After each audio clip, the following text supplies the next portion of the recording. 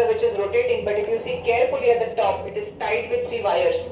So the ball is actually not moving. You feel it's moving because there are 4 projectors at 4 corners, and each projector is projecting same image on it in such a way that you feel the ball is moving. This facility is developed by NOAA. NOAA is National Oceanic and Atmospheric Administration. It is similar institution just like NASA from USA, who does its studies in oceans and atmosphere. And whatever data they need, they collect it from the satellites which are there in the space. So today we are going to have a small tour to our solar system, which we will start with this very beautiful image of our Milky Way galaxy. This galaxy is called as our home because right now we are at Worli, which is part of Mumbai. Mumbai comes in Maharashtra. Maharashtra is part of India. India comes in Asia continent, which is part of the Earth, right? Earth is in the solar system, and the whole solar system is living at one corner of this beautiful galaxy. You can find there are so many bright spots. Each and every bright spot is actually one star. It says that around millions of stars are present only in this single galaxy. And there are such millions of galaxies are present throughout the universe. So you can imagine how big, how vast our universe would be. With this, we are going to see the scaled down model of our solar system. Now why scale down? Because if I shrink the sun of 2 meters in diameter, because the ball's diameter here is 2 meters, then I'll be able to see all these planets in this size and shape. The smallest one is Mercury, the first one 2. Then we have Venus, third is Earth, fourth is Mars. First 4 are called as terrestrial planets. Size-wise, the smallest one is Mercury, then we have Mars. Venus and Earth looks quite similar to each other, and that's why they are also called as twin sister of each other. There are many other characteristics which are similar in both of them. Then we have the gas giants, Jupiter and Saturn, and the ice giant, Uranus and Neptune. We are going to see each and every one of them in detail. Let's start with this first image. Right now we are sitting in the AC, but looking at the picture it feels quite hot because this is the image of the sun. Sun's temperature at its core is like lakhs of degrees Celsius. But by the time it reaches to its surface, it reduces to almost 6,000 degrees Celsius. 6,000 is very huge otherwise. Okay? Because if somebody asks you to go and stand in hot sun during summer days in the midday without wearing any chappals, you will get irritated, right? The temperature is just around 35 to 45 degrees Celsius. That simple temperature you can't bear. Imagine 6,000 degrees Celsius, such a huge temperature it has, because of which sun creates light and energy, and thus, which is very, very important for us to create life on our earth. We are going ahead to see the next object. Can you guess what this can be? Moon. Okay, if you think it's a moon, then tell me what is this? Let me tell you, we have only one moon, by the way. This one or the other one? This one, right? So that means we have landed on the moon correctly. So moon is quite close to us. जरा बाहेर थांब आणि लोकांना आत नको येऊ दे without ticket, please. ते disturb करतात मध्ये मध्ये. Moon is quite close to us physically. The nearest object to our Earth in the space is Moon. Close to us emotionally because it is our universal relative staying in the space, our Chandra Mama. And close to us culturally because all the festivals which we celebrate are based on different phases of the moon, whether it is Holi, Diwali, Eid or Buddha Purnima. Right? Most of the festivals which we celebrate are based on different phases of the moon. And that's why it is also culturally important to us. Another interesting fact about this moon is that it is tidally locked with our Earth. In simple language, if I tell you, if you have seen two girls playing foodie with each other, always they face each other, they cannot see each other's back. Same way we can see only front side of the moon from the Earth. We can never see back side of the moon from the Earth. But I say that on one special day, one special occasion, you can actually see the complete moon from the Earth. Do you know when it can be possible? No, not on solstice. No, not on full moon too. Sorry? Eclipses, no. It is possible only when you are in Nehru Science Center and watching this Science on a Sphere show. Because right now you are looking towards a complete moon. Just have a look towards it. The dark patches is the usual patch which we usually see from the earth because we say chand pe daag hai, right? So these are the regions which has soil which is rich in minerals, and that's why the light doesn't get reflected from it, and thus we see these dark patches called as marinas.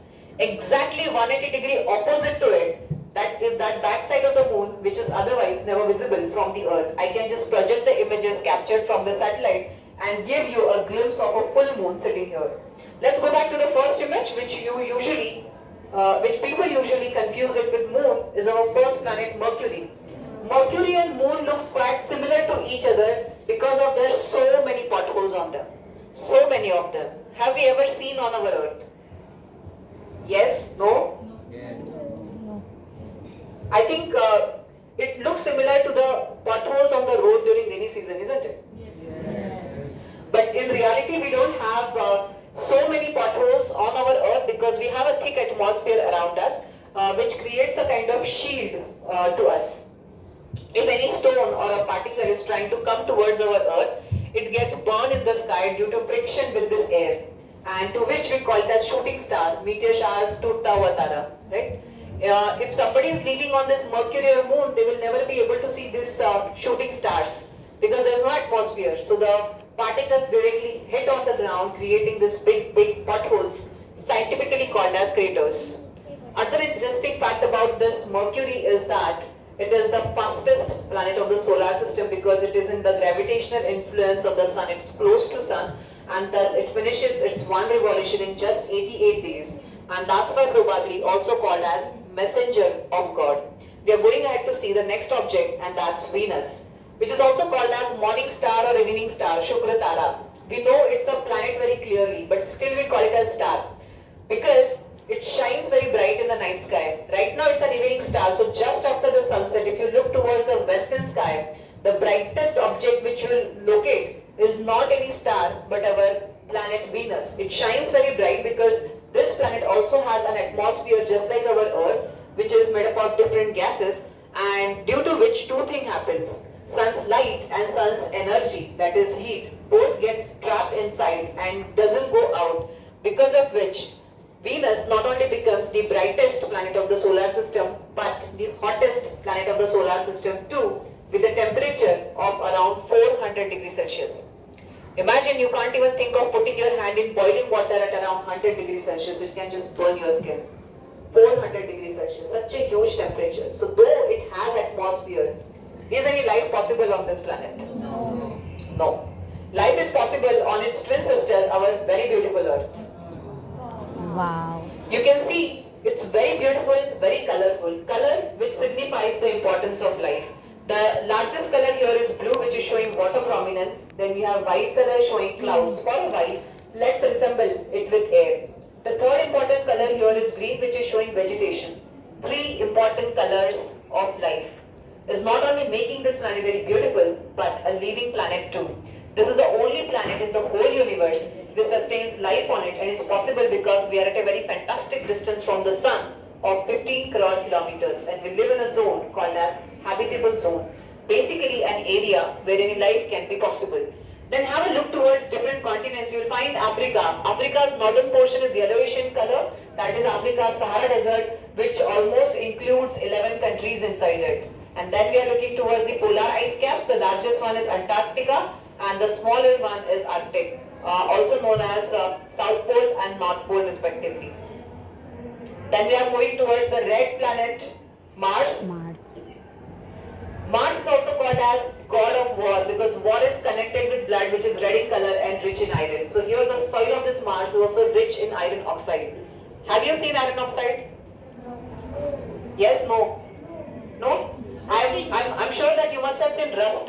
Yes, so rust is called as iron oxide in chemical language.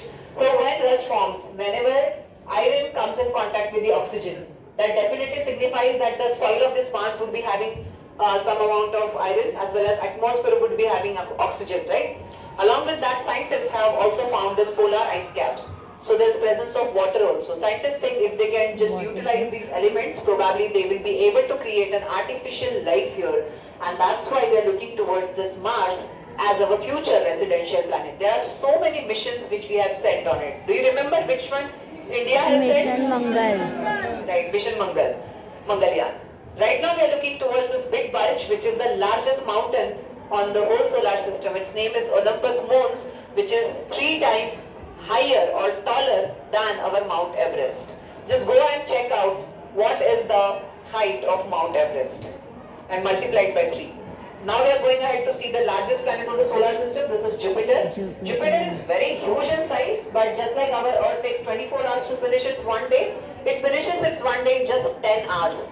Okay, one rotation in 10 hours, that means such a huge gas ball would be rotating very, very fast, due to which you can find these nice brown bands which have got created on it. Another interesting thing to observe is this great red spot which you are seeing at the center of the screen, which was first time observed by Galileo Galilei when he discovered this planet Jupiter, roughly 400 years ago. And we don't know before him how many years it is existing, but from that time till now we can also see this great red spot as it is. It's basically a very huge storm which is so huge that our Earth size, roughly 3 balls, can fit inside easily. Jupiter has around 79 moons. Imagine one moon gives us 18 to 20 holidays per year. Such a wonderful thing would be having to have a 79 moons, right? But its 1 year is very, very huge, by the way. Our 12 years is equal to 1 year of Jupiter, because Jupiter takes 12 years to finish its one revolution around the Sun. Out of this 79, 4 can be seen through the telescope. Io, Europa, Ganymede and Callisto. We are looking towards one of its very beautiful moon. Its name is Io. Wow. But different people give it different names. Some say it looks like lemon. If you ask me personally, I feel it looks like a butterscotch ice cream. But the scientists who study it has given a different name. They call it as Pisa moon of Jupiter. Now, why Pisa? Just look around. You can find some black olives here and there. There is red sauce, melted cheese. It looks so tempting. But what these colors are talking about, these black patches which you are seeing are active volcanoes present there. There are roughly 400 plus active volcanoes which are present.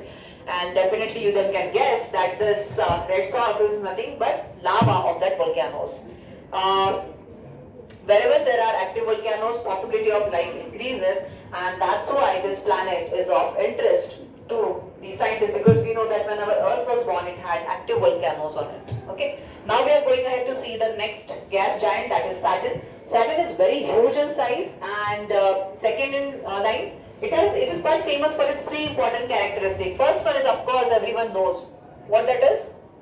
Rings, right? Can you see the Saturn's rings here? No? You can see. Just look around. You all are sitting on Saturn's 2 rings and looking towards the Saturn.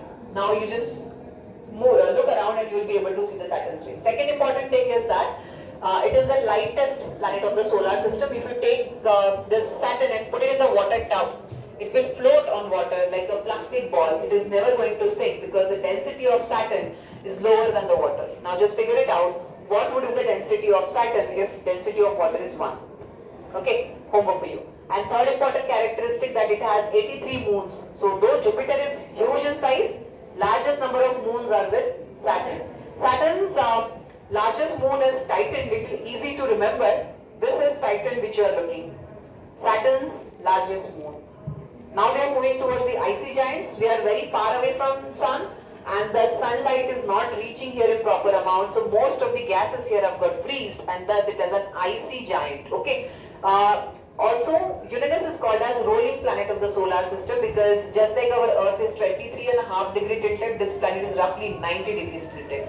So just like any ball rolls on the ground, it rolls in its orbit around the Sun. And now we are looking towards the last planet of the solar system. This is Neptune. Being the last one, it is the coldest planet of the solar system. And it is also the windiest planet because a lot of winds keeps coming on it. One interesting fact to observe is this great dark spot which you are seeing at the center of your screen. This is just like Jupiter's great red spot present from many years. Along with that, you can also find some white patches here and there. These are temporary storms which comes and goes in few days called as scooters. Okay, if you constantly look towards Neptune, it feels that you're looking towards a sea surface. Probably that's why it is also called as god of sea. Let's go ahead to see. Here the tour to solar system has finished, but one last thing is remaining. Can you guess what this can be? Pluto. Yes, Pluto. Till 2006, Pluto was considered to be the 9th planet of our solar system. But for some reasons, from 2006, IAU, that is International Astronomical Union, have discarded this planet Pluto from the planet list and now has been categorized as a dwarf planet.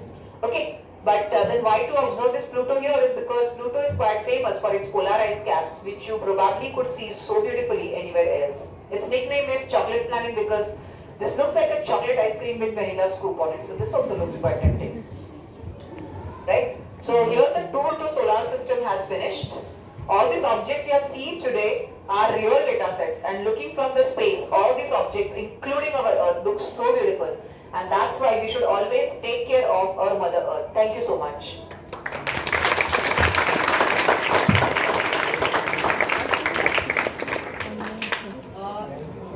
Just a small request, I'll keep this on just for next 2 minutes. If you want to take picture with this without getting up from your places, you can take it.